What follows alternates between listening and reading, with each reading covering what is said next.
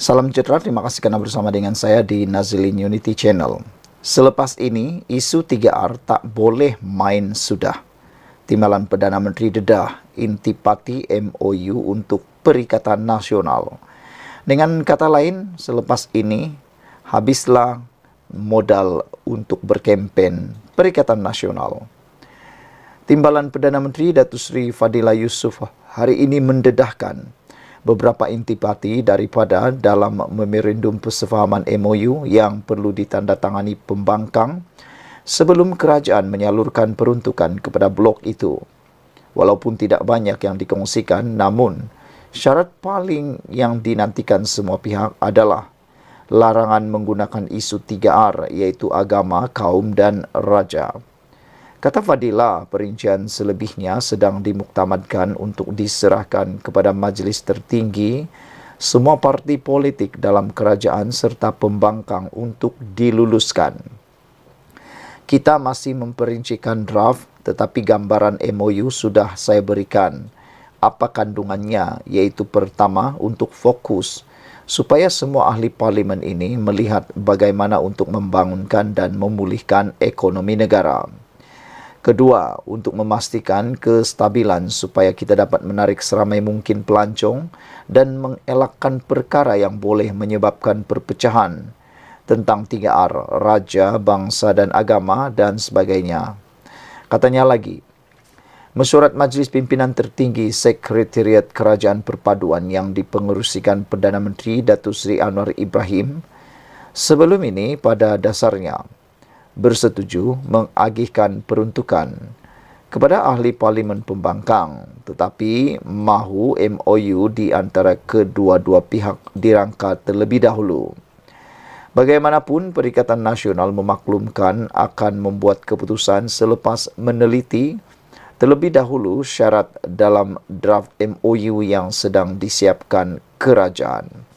Saudara-saudara sekalian, ramai netizen dan juga penganalisis politik sebenarnya memuji dan menyambut baik sekiranya Perikatan Nasional sanggup menandatangani MOU tersebut.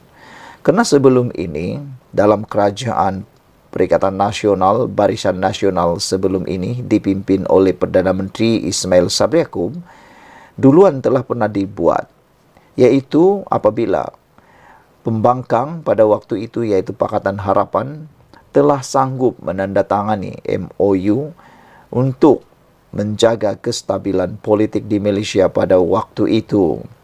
Ismail Sabri Yaakob dapat meneruskan langkah mentadbir negara ini dengan begitu baik sekali. Selepas MOU itu berjaya ditandatangani antara kerajaan Perikatan Nasional BN dengan ditandatangani oleh PH, dipimpin oleh ketua pembangkang pada waktu itu, iaitu Anwar Ibrahim. Oleh sebab itulah, tiada sebab untuk Perikatan Nasional menolak MOU ini.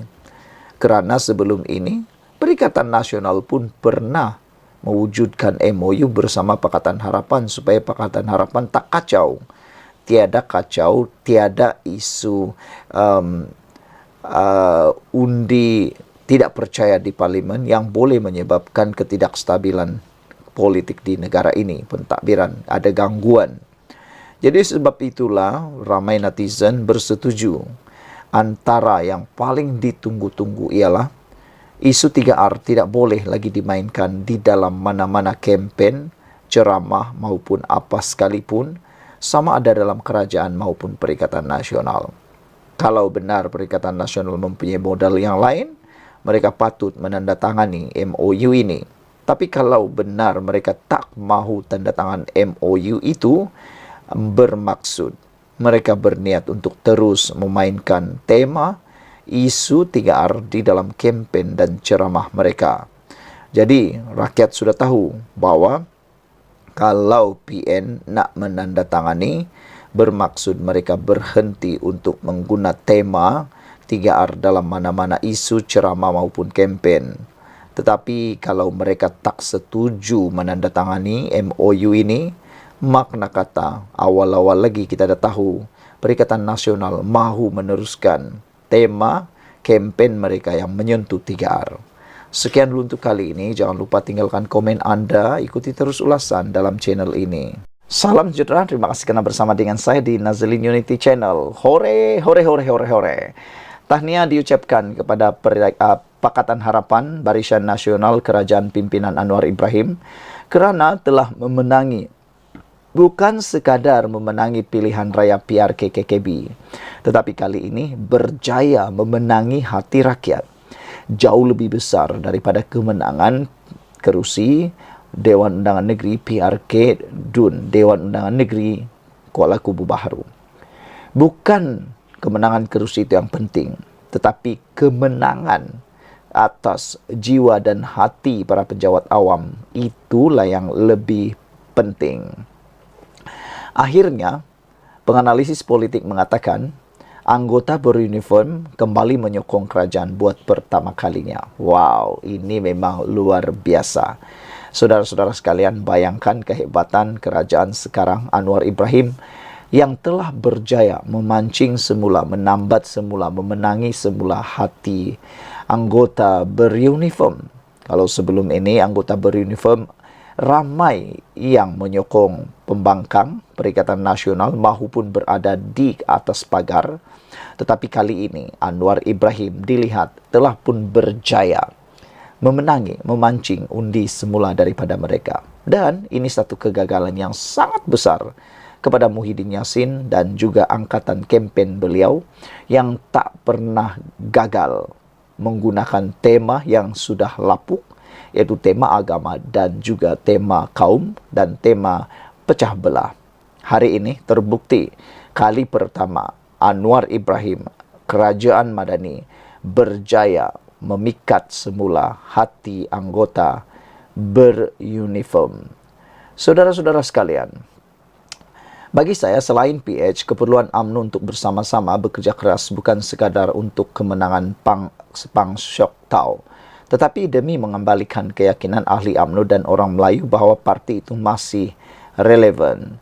Saudara-saudara sekalian, yang lebih menarik lagi, apabila bercerita kembali semula pilihan raya PRK ini, jelas menunjukkan sokongan bukan Melayu kepada calon perpaduan 95%, manakala orang Melayu sekitar 32%. Lebih menarik ialah apabila selesai dikira undi pos bagi para pengundi undi pos yang diketahui adalah anggota beruniform, kini diketahui Parti Pakatan Harapan telah berjaya merampas 592 undi berbanding Perikatan Nasional yang hanya dapat 156 undi. Dalam PRN 2023, Perikatan Nasional PN berjaya mendapat 530 undi daripada undi pos. Dan PH pula dapat 146. Tetapi selepas PRK ini, baru-baru ini, Pakatan Harapan pula yang mendapat undi 596 dan Perikatan Nasional dapat 156, bertebaliklah pula. Bermakna hasutan perkauman tidak lagi berkesan kepada anggota beruniform di KKB. Ini satu signal yang baik dan saya rasa dan saya harap usaha berterusan dengan gerakan ILEAD untuk membawa kembali anggota beruniform bersama kerajaan untuk memastikan usaha reform negara berjaya. Menambahkan nikmat kemenangan semalam apabila 3 kawasan majoriti Melayu berjaya dimenangi kerajaan perpaduan yang dulu dimiliki oleh Perikatan Nasional. Ia signal kejayaan UMNO bersama sokongan gerak kerja Pakatan Harapan berkempen di kawasan tersebut. Kita ucapkan tahniah. Saudara-saudara sekalian, PN berkempen seolah-olah mereka bertanding di Terengganu. Inilah kadang-kadang satu kesilapan besar yang tidak diperasan terlepas pandang oleh Perikatan Nasional. Mereka menyangka mereka bertanding seolah-olah seperti di Terengganu, di Kelantan, di Kedah, dan di Perlis. Mereka lupa ia sedang bertanding di negeri Selangor. Masyarakat di KKB yang mana 48% bukan Melayu tidaklah sama seperti yang ada di Terengganu. Selain daripada itu, tindakan kesilapan Taqiyuddin Hasan mencerca Perdana Menteri ke-10 sendiri sebenarnya telah pun memakan diri sendiri. Pas dilihat membawa politik fitnah, mengaibkan dan pasti lari daripada ajaran Islam. Ini satu kesilapan paling besar apabila Taqiyuddin Hasan sendiri begitu melakukan kesilapan apabila berlakunya keceluparan mencerca Perdana Menteri ke-10 dan sebenarnya itu telah pun memakan diri sendiri. Begitu juga tindakan serangan-serangan pemimpin pembangkang terhadap Perdana Menteri ke-10 sekarang, sedangkan ia bukanlah PRU. Mereka silap membezakan pilihan rakyat kecil dengan PRU. Pilihan rakyat kecil ini sepatutnya mereka menggunakan serangan terhadap Menteri Besar Selangor kerana ia adalah soal takbir urus negeri. Tetapi nampaknya mereka lari daripada kempen sebenar. Mereka memang buta tuli apabila mereka berkempen dalam konteks pilihan raya PRU, bukan PRK. Mereka tidak banyak bercakap tentang permasalahan setempat. Mereka tidak bercakap ramai banyak tentang rakyat Melayu yang ada di KKB, yang mana ianya perlu bercakap tentang permasalahan setempat. Jadi apa yang rakyat KKB dapat, apa manifesto yang mereka dapat, itulah yang gagal dipersembahkan dengan baik oleh Perikatan Nasional. Saudara-saudara sekalian, yang saya rasa dan saya yakin ialah bahawa PN kini panik. Ini kerana mereka sekarang faham bahawa kempen perkauman hanya laku di kawasan Melayu, iaitu pun Melayu luar bandar dan desa. Bagi kawasan yang semi-urban seperti di Selangor, Pahang, Johor, Melaka dan Negeri Sembilan, jualan mereka yang menggunakan kempen perkauman tidak akan laku, tidak akan dilayan dan sudah lapuk.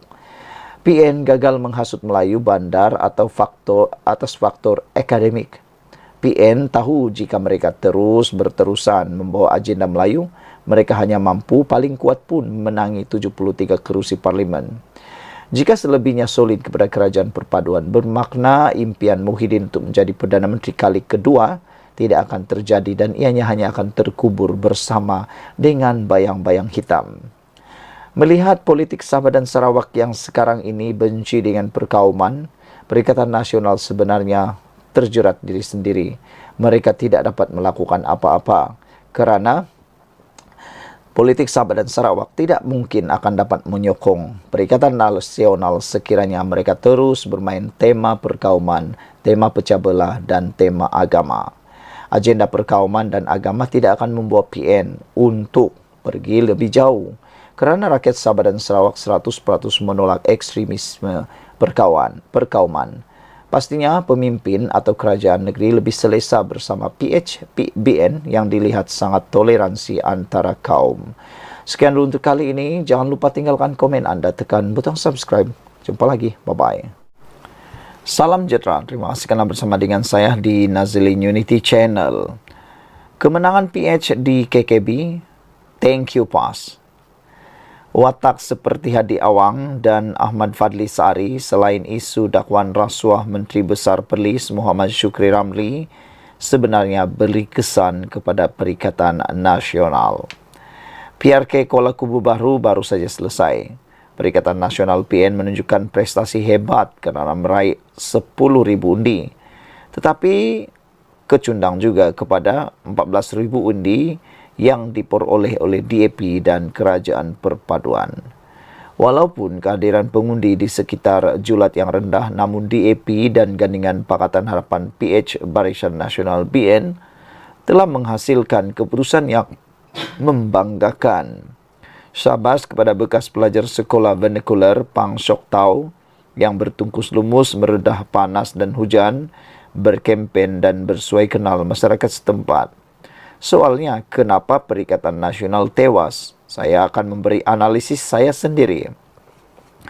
Jika ditanya saya pada hari berkempen, saya berasa DAP akan tewas sebab faktor pengundi Cina yang telah terpengaruh dengan tulisan serta kritikan masyarakat bukan Melayu yang tak sabar nak mendapat perubahan besar dalam sosioekonomi dan politik maruah yang telah dipunahkan BN selama 5-6 dekad. Saya kira pengundi Cina akan memberi protes melalui tidak menghadirkan diri dan dikatakan pengundi India pula akan membalas dendam. Apa yang mengubah pendirian kaum Cina dan India? Saya kira PH UMNO perlu berterima kasih kepada PAS terhadap 3 perkara. Pertama, Ahli Parlimen Pasir Mas Ahmad Fadli Sari telah mengungkit isu pendidikan vernacular Pang. PAS melalui Fadli seolah-olah mahu bermain isu perkauman, walaupun telah diamarankan bahawa isu 3R, Raja, Agama dan Kaum akan diambil tindakan keras. Apabila saya membaca tentang berita bagaimana Fadli memandai-mandai nak bawa isu perkauman, saya tersenyum lebar. Bagi saya, tindakan politik ini adalah tindakan paling bodoh dan bangang sekali. Tidakkah PAS tahu yang di kawasan penduduk Cina yang besar bahawa isu pendidikan Cina adalah isu yang dekat di hati kaum tersebut? Jelas Fadli seperti kata pepatah, sepandai-pandai tupai melompat, ke tanah juga rebah akhirnya. Thank you Fadli. Perkara kedua adalah Perikatan Nasional membawa ekstremis terbesar Malaysia Hadi Awang. Saya fikir beliau tidak hadir, tetapi beliau hadir juga untuk membawa naratif ekstremis DAP sebagai hantu kepada Melayu. Saya kira naratif ini masih laku sebab PN mendapat 10,000 undi kemungkinan besar daripada Melayu solid.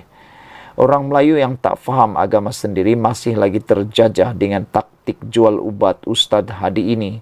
Seperti kata Allahyarham Ismail Kamus, kesian orang Melayu masih ditempurungkan dengan agama cetek dan terhad. Saya kira faktor Hadi yang memperkukuhkan undi stok orang Melayu telah menakutkan pengundi bukan Melayu untuk keluar berpusu-pusu bagi menolak politik agama sempit Hadi Awang. Thank you Hadi. Perkara ketiga adalah isu Menteri Besar Perlis Muhammad Shukri Ramli dan anaknya yang sedang berdepan siasatan rasuah Suruhanjaya Pencegahan Rasuah Malaysia SPRM susulan dakwaan rasuah berkaitan penipuan tuntutan sebanyak RM600,000. Dalam isu ini, maka orang Melayu perlu sedar bahawa parti politik akhirat PAS berakhir dengan kejijikan mereka sendiri. Dalam menghina orang bukan Islam sebagai kaki rasuah sebab tak dapat didikan agama, nampaknya PAS lagi terror dalam hal rasuah ini agaknya. Kemungkinan isu ini telah memberi nafas baru kepada pengundi tegar UMNO yang turun berkempen bersungguh-sungguh dengan orang hebat seperti Setiausaha Agungnya Ashraf Wajdi Dusuki. Alhamdulillah, hero kekemat iaitu Ketua Pemuda UMNO Dr. Amal Saleh tak nampak pun kelibatnya dan ini memberi keyakinan pengundi bukan Melayu tentang kesungguhan UMNO untuk bekerjasama dengan PH melalui DAP. Perkara keempat, saya nampak ketegasan kerajaan perpaduan menentang isu 3R. Walaupun dikritik oleh penulis bukan Melayu dan Melayu liberal serta budak-budak politik dari muda, jelas kerajaan perpaduan dan Anwar Ibrahim mementingkan keamanan dan kesejahteraan semua rakyat daripada isu freedom of speech, kebebasan bersuara. Apa guna freedom of speech jika naratif kebencian secara berleluasa bermaharajalela sehingga memusnahkan keharmonian dan ekonomi rakyat jelata? Jelas dalam majlis kesyukuran PH UMNO tanpa MCA si pembelot dan si penderhaka, kita semua perlu berterima kasih kepada PAS yang berjaya meyakinkan rakyat Malaysia bahawa parti mendukung perkauman dan ekstremisme agama tidak ada tempat di negara kita. Biarlah ekstremisme agama itu berkubu di pantai timur bersama kegersangan infrastruktur dan ketandusan idea progresif yang boleh memantapkan atau memanfaatkan semua kaum dan agama. Islam agama untuk berfikir, untuk orang berfikir, bukan untuk orang yang mengikut tanpa otak minda. InsyaAllah kita doakan agar Malaysia sentiasa dilindungi Allah dari ahli politik bertepingkan manusia warak, tetapi sebenarnya perakus harta benda rakyat miskin dan manusia sekalian. Artikel ini adalah pandangan penulis dan tidak semestinya mewakili FMT, dipetik daripada FMT, dan artikel ini ditulis oleh Tajuddin Rasdi, Profesor Tajuddin Rasdi, seorang ilmuwan seni bina Islam dan pengulas veteran isu pendidikan, politik Islam, serta bina bangsa. Saudara-saudara sekalian, apapun pendapat Anda, pandangan Anda tentang isu tentang kali ini, saya sangat tertarik dengan ulasan daripada Profesor Tajuddin Rasdi ini, bahwa ada kemungkinan, besar kemungkinan kemenangan PHD KKB berpunca daripada kesilapan PAS sendiri, bukan kerana orang lain. Jangan salahkan orang lain, semuanya adalah kerana salah daripada PAS sendiri. Terima kasih kepada Watak Hadi Awang, Ahmad Faldi Sari. Selain isu dakwaan rasuah Menteri Besar Perlis Muhammad Syukri Ramli, kerana ini telah pun memenangkan calon Pakatan Harapan dan menyebabkan Perikatan Nasional terjerat, terkalah oleh diri sendiri. Tanpa mereka sedar, kempen-kempen mereka itulah yang telah pun membunuh kemenangan mereka sendiri. Sekian dulu untuk kali ini. Jangan lupa tinggalkan komen Anda, tekan butang subscribe. Malaysia kita punya, kita jaga sama-sama, cintai Malaysiaku. Bye-bye. Salam sejahtera. Ini berita paling menyedihkan untuk Perikatan Nasional dan khususnya para walaun yang ada di luar sana. Taktik Anda untuk menjual kempen, menjual isu naratif konon kerajaan gagal, sebenarnya sudah tidak laku lagi. Boleh dikata babai. Kalau orang-orang Sabah kata babai gaman. Tiada guna lagi Anda menjual naratif kerajaan gagal. Kerana pada waktu ini kita lihat kerajaan bukan gagal, tapi makin hari makin mantap. Anwar Ibrahim dijangka dalam masa 5 tahun ini, 3 tahun lagi, barulah selesai penggal Anwar Ibrahim. Nampaknya Anwar Ibrahim sedang perform, melaksanakan tugas dengan luar biasa, menyebabkan kemajuan yang luar biasa, pendapatan kekayaan yang luar biasa, penaikan pendapatan negara yang luar biasa, pelaburan yang luar biasa. Dia sangat perform. Jadi itu sebab itulah kempen menjual naratif kerajaan gagal tidak laku di KKB. Serangan berterusan pembangkang memburukkan kerajaan, gagal pesongkan pengundi untuk kali sokongan. Ini satu dapatan yang luar biasa. Gendang perang dalam PRK Kuala Kubu Baru dimulakan Muhyiddin Yassin yang melaungkan 110% yakin Perikatan Nasional akan merampas kerusi Dewan Undangan Negeri itu. Namun demikian agak memalukan kerana laungan 110% Muhyiddin itu akhirnya makan diri dan hanya memalukan diri sendiri, terpalik dan sebagainya. Alasan pengerusi PN ialah kerajaan perpaduan pimpinan Anwar Ibrahim yang didakwanya sudah gagal sejak ambil alih pentadbiran Putrajaya pasca PRU 15 pada November 2022, kehabisan modal untuk memikat hati pengundi. Sebenarnya apa yang berlaku ialah Perikatan Nasional lah yang sebenarnya kehilangan modal, kehabisan modal untuk memikat para pengundi.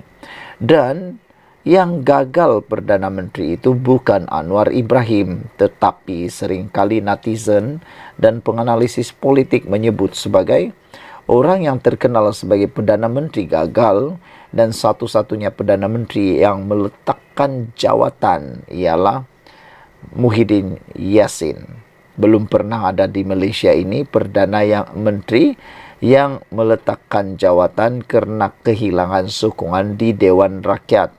Hanya Muhyiddin Yassin dan Mahathir Mohamad. Apa yang tidak jadi modal? Apa yang tidak jadi modal serangannya?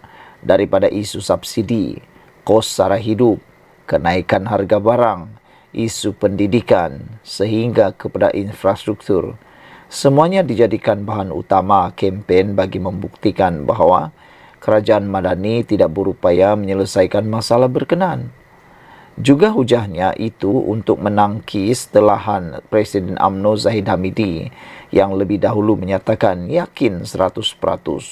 Itu bagaimanapun ditolak Muhyiddin sebagai berdasarkan keputusan calon dalam PRN 12 Ogos lalu, berbeza dengan PRK yang dikatakannya berlangsung dalam situasi baru.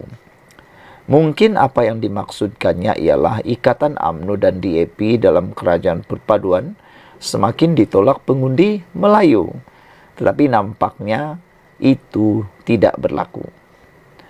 Menamakan calon Melayu mewakili Perikatan Nasional, Presiden Bersatu yakin pilihan berkenan dibuat pada masa sesuai dengan berlatar belakangkan peratusan seimbang pengundi antara Melayu 49.3% dan bukan Melayu 50.6%, 30.6% Cina dan 17.9% India serta 2.1% lain-lain termasuk orang asli. Andai dicongak kasar, jika pengundi Melayu keluar lebih 80%, kita menang, kata Muhyiddin. Penganalisis sebenarnya mengendaikan pilihan PN mengetengahkan calon Melayu menimbulkan dilema buat penyokong UMNO. Pengundi Melayu yang dikatakan berpecah belah antara PN dan Barisan Nasional BN turut didakwa bersatu di belakang Khairul Azhari Saud selaku calon Melayu PN berdepan Pang Syok Tau daripada DAP. Turut bertanding ialah Hafizah Zainuddin, Parti Rakyat Malaysia dan Nyau Kezen Bebas. Menyasarkan untuk memanfaatkan ketidaktentuan undi Melayu itu, 2 minggu kempen PN lebih berkisar kepada memburuk-burukkan Pakatan Harapan PH daripada menabur janji apa yang ia sendiri mampu tawarkan kepada pengundi. Ini mendorong Menteri Besar Amiruddin Syari mengecam kempen manipulatif pembangkang dengan mendakwa situasi rakyat lebih buruk ketika bawah pentadbiran PN dan Muhyiddin. Pembangkang dakwanya turut memanipulasi pelbagai inisiatif kerajaan persekutuan dan kerajaan negeri termasuk usaha membasmi miskin tegar. Harga barang itulah tema kempen mereka, tetapi mereka berasa tidak perlu untuk melihat pada harga ketika pemerintahan mereka, atau adakah bekalan makanan cukup ketika itu. Sekiranya sebarang cerminan dibuat, PN tidak akan terlalu cepat bercakap mengenai harga barang, katanya. Petanda kekalahan PN dalam PRK semalam tanpa mereka sedari sudah dibayangkan oleh keterlanjuran pemimpinnya sendiri, daripada Muhyiddin, Presiden PAS Hadiawang, Setiausaha Agung PAS Taqiyuddin Hasan dan Azmin Ali selaku pengarah pilihan raya PN dalam PRK ini. Selepas Muhyiddin terbawa-bawa dengan keyakinan awalnya pada hari penamaan calon 27 April lalu, Hadi pula melabel DAP sebagai parti ekstremis. Taqiyuddin menakut-nakutkan pengundi akan ada pilihan raya semula dengan petisyen akan dikemukakan partinya di samping Azmin yang menolak mentah-mentah satu dapatan kajian di lapangan oleh Ilham Center yang meramalkan kemenangan tipis di pihak calon parti kerajaan. Keputusan diumumkan malam tadi menunjukkan betapa mereka semua tersilap kerana pengundi nampaknya lebih meyakini pentadbiran yang sama di peringkat negeri dan persekutuan berbanding pembangkang yang memasang angan-angan untuk menjadi kerajaan semula. Kemenangan diharap-harapkan Muhyiddin untuk diwar-warkan sebagai pungutan suara penolakan kerajaan turut lenyap. Di sebalik sepatutnya akur bahawa PN memerlukan lebih daripada kebergantungan kepada undi Melayu untuk meraih kemenangan, Hadi yang tampil dengan ceramah grand finale pada Khamis harus menutup peluang untuk mendapat undi Cina. Gesaannya kepada pengundi ialah supaya menolak calon PH daripada DAP yang didakwanya mengamalkan pendekatan ekstremis selain mau merampas kuasa politik secara halus dan licik sehingga boleh menyebabkan kekacauan dalam negara. Hadi mungkin terlupa Kuala Kubu Baharu dikuasai DAP sejak PRU 13 pada 2013. Menegurnya supaya jangan munafik politik, Ketua Penerangan UMNO Azalina Othman Said turut mengingatkan Hadi bahwa PAS dan DAP pernah bekerja sama bawah Barisan Alternatif dan Pakatan Rakyat sebelum kedua-duanya memutuskan hubungan pada 2015. Dulu boleh kerjasama dengan DAP, sekarang tak boleh. Dulu sayang, sekarang tak sayang, tak bolehlah begitu, katanya. Sama juga kritikannya terhadap Taqiyuddin yang menyatakan selepas pelancaran manifesto calon PN Isnin lalu bahawa pihaknya mahu mengemukakan petisyen pilihan raya sekiranya PH memenangi PRK Kuala Kubu Baru seolah-olah seperti tahu bahawa mereka akan kalah. Ini selepas Taqiyuddin mendakwa mempunyai bukti berlaku penyaluran yang disifatkannya sebagai rasuah selain penyalahgunaan jentera kerajaan dalam PRK ini. Pada Azalina, kenyataan Taqiyuddin itu yang dibuat sebelum hari mengundi sekadar menunjukkan pembangkang hanya mahu menakut-nakutkan pengundi daripada menyokong PH. Semalam pula, sebuah badan pemikir merumuskan PH memiliki sedikit kelebihan untuk mengekalkan Dewan Undangan Negeri Kuala Kubu Baru di sebalik cabaran sengit itu. Ilham Center dalam kajian yang dilakukan di lapangan berkata strategi PN meletak calon BN Melayu bukan saja tidak berkesan, malah kempen tema agama serta kaum digunakan gabungan itu sudah tepu ke siling. Kajian itu turut mendapati hubungan UMNO PH semakin serasi yang secara langsung meyakinkan pengundi putih untuk bersama menyokong calon perpaduan kali ini. Pemimpin UMNO pula hanya mengurus ahli mereka agar menerima semangat kerajaan perpaduan dan kelangsungan parti itu dengan kerajaan demi kebaikan masa hadapan. Sebilangan ahli UMNO yang protes dalam pilihan raya juga mulai kembali menerima hakikat UMNO bersama PH kerana tiada apa-apa kelebihan bersama pembangkang di Selangor. Apa kata Azmin? Tinjauan parti itu sendiri yang menerima banyak laporan risikan mendapati sambutan pengundi terhadap calon PN sangat positif dan ia mempunyai peluang baik untuk memenangi PRK itu.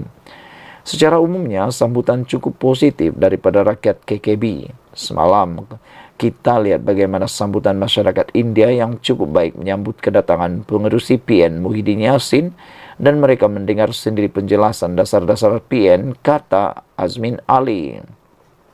Kepada Muhyiddin, Hadi, Taqiyuddin dan Azmin, dengarlah jawapan Setiausaha Agung PKR Saifuddin Nasution Ismail selepas kemenangan PAN malam tadi. Kempen PHBN dan Kerajaan Perpaduan ialah penyelesaian kepada masalah rakyat.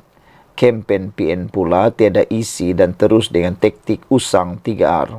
Isu kaum, agama dan institusi diraja.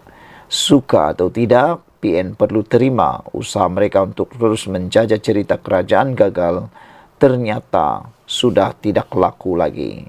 Sekian dulu untuk kali ini. Jangan lupa tinggalkan komen anda, tekan butang subscribe. Kita jumpa lagi.